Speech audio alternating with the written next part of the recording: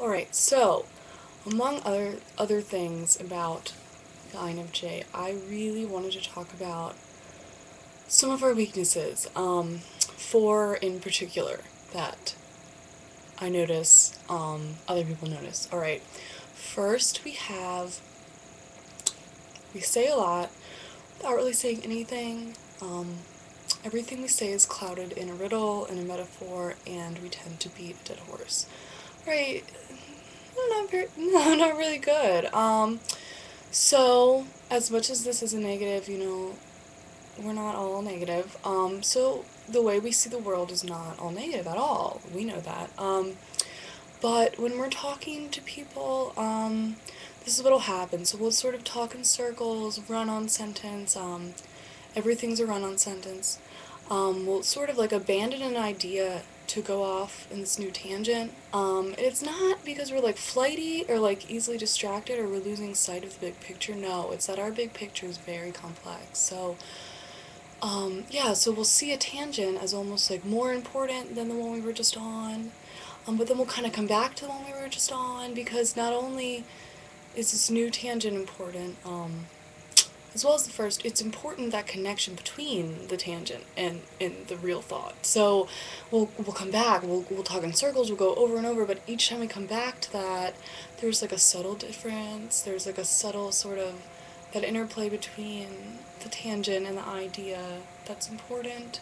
So this is good when we really need to like really hash out something, like really, and as INFJs we really need to do this, we need to actually verbally do this, but we need to choose like when we're doing it and who we're doing it with.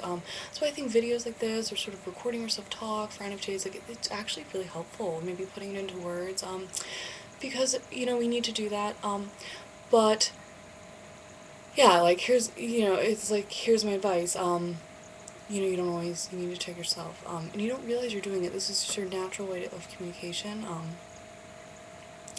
but it's sort of like when you see all these big, yeah, you see all these big connections, you just naturally, like verbal diarrhea, especially if you're really into a conversation, and the other person, this is where their eyes glaze over, this is where it gets hard for the INFJ, so sometimes you just need to just check yourself with that, you know what I mean. Moving on, next we have, a lot of people say we're over analytical, and we are in a way.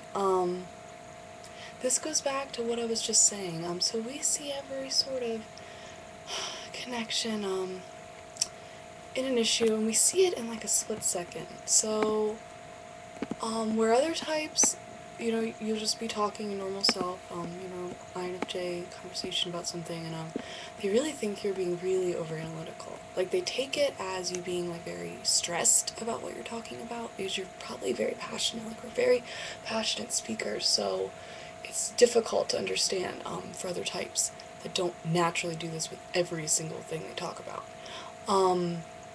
So where you're just kind of verbalizing the stream of consciousness, like not really needing to like process, you're just kind of speaking from what you know. A lot of people, they'll get like, oh my god, stop, you're over analyzing. And this tends to really make INFJs angry. Because where we do that, we really need to like admit when we're doing it. But when we're really not, it's like, they don't get it, they don't understand. Not everybody's gonna understand INFJ. You really need to be okay with that. Like, there's not many people like you. So, sometimes when you're stressing out about something or thinking about something, like, just kind of ignore all those little connections and tangents. I know that sounds weird. You don't really want to, like, deny your true self. Kind of, like, acknowledge that you see all these complexities, but maybe you don't feel, you might not really need to, like, venture down each tangent or, like, verbally talk about each little connection, yeah, unless you really do need to kind of overanalyze, and maybe that's where it comes in a good way, but not everything needs that. Alright, moving on, we're tunnel vision, obsession, yeah, we, yeah, we are like that, we need to admit when we're obsessive, lots of times we won't realize it in the time. We'll look back and we'll be like, oh my god, I was obsessed with that idea. I was obsessed with that person. So in the time, it's hard. It's hard to get out of the tunnel vision. So yeah, as much as you don't want to admit it, you can come off to other people as really obsessive, and this can translate as needy. This can translate as you're weak. You're not. INFJ, you're not. Not deep down. We're all strong, but basically, this is why you come off as sort of obsessive, I feel, at least for me. So, like I was saying before, as an INFJ, we see connections and everything, so where we see things sort of through, or we see something as sort of a stained glass window, other types just see a window, and like, so when they're not really gonna get like lost in that window, staring at that window for 3 hours, but we will, because to us, it's not just this simple thing. We see these like beautiful sort of like these facets to everything. So it's really rewarding to us as INFJs. We really cherish this.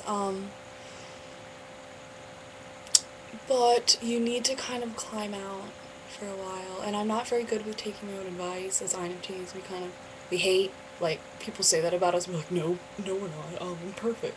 No, like, we really don't get ourselves out of this little kind of hole. Hole sounds kind of bad, but you know exactly what I mean. So sometimes, especially if you're in a negative problem, or something like very important to you and people aren't listening, you really can get lost in your little obsession, and this is where it really does you, larger humanity as well. It does you a disservice, because here you are, you have all these beautiful NI insights, you see this sort of wonderful big picture, and but you're kind of, you're using it in a small way. You're getting stuck in this small, although maybe gratifying, personally gratifying sort of thing. You're not using your big NI and to serve larger humanity, and that's what that's what you really are good at. That's where your strength comes in. You can see this big picture, but like, it's easy to not realize you're doing this, of course, but basically what's going on is like you're seeing this wonderful, big, complex, deep picture in this tiny little thing that does not matter.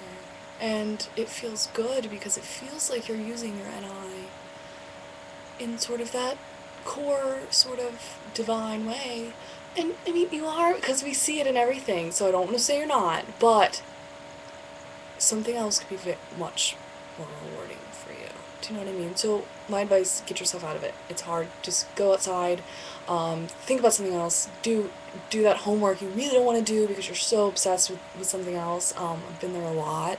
It's hard. You have to kind of use your bottom two functions now. You kind of need to use your sensing, your environment, you know what I mean? Like, what's going on in the here and now, logic. You need to do that. Pick yourself up out of that goo sometimes. Get a new perspective, and then if really what you're in is very important and was good, like, you'll go back. But as INFJs, we know we tend to like abandon goals when we feel like we have a new one that's better serving our eyes. So I think that's good, because we'll jump out.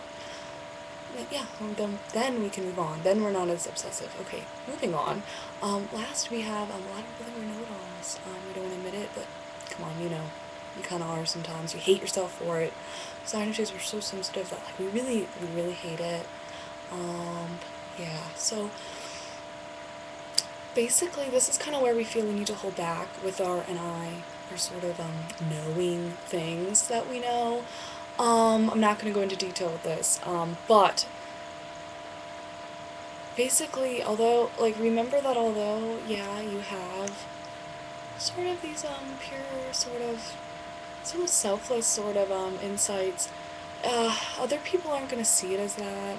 Other people are really not going to understand how you are speaking to them, where you're speaking to them from, so they're really going to take it as you talking down to them. This is kind of a hard pill to swallow for us. As you get older, you'll start to really understand, I mean, I'm not there yet, but I'm getting there. Basically, relax. INFJs, you need to relax a little bit. Like I was saying before, you need to pull yourself out. Look at the big picture. It's what you're really good at deep down. Don't get involved in these little petty sort of friend things. Like, don't over counsel people. Don't shove your sort of beautiful NI truth. Don't shove it down their throat. Like, you kind of need to, we don't know everything. We feel we know everything in the moment. In the sort of meta INFJ complex way, like, we know that we know it, but we know it in that moment, and we know that there's other knowing going on. Do you know what I mean? Like, whoa, I don't know if you understand. Or if I'm just crazy when I say that, but yeah, step back, relax, take the time to listen. Like, as a counselor, if that's really what you want, and sort of what makes you happy, you really need to listen. I find that the less you say, the more open they'll be, the more they'll kind of just unload on you, and it's sort of characteristic INFJ thing. Yeah, relax, and we really can learn from everybody. Even people we really don't understand. INFJ, you're good at seeing through things. You're good at seeing through people's clouded, metaphorical speaking, body language. So really use that as a tool to help you in this world. Like, life's kind of hard for us.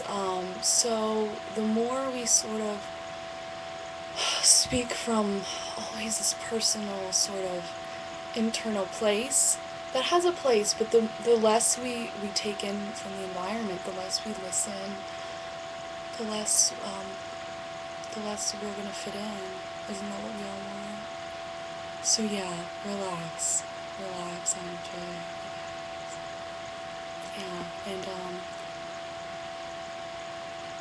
really listen. I know I'm going on and on, but this is my video.